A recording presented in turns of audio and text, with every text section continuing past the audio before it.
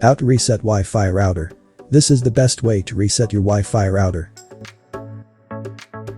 Connect one end of the included power adapter to the device and plug the other end into a wall outlet nearby. Then power on your Wi-Fi router. The startup procedure takes about 1 minute.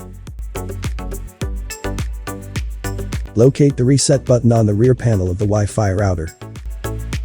Press and hold the reset button more than 10 seconds until the system LED becomes quick flash from slow flash.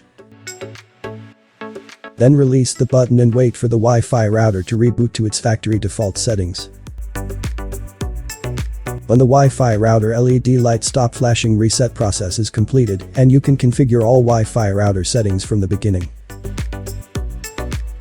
Click the end screen to configure your Wi-Fi router. If you find this video helpful for you, please like the video and subscribe to my channel. Thank you for watching this video.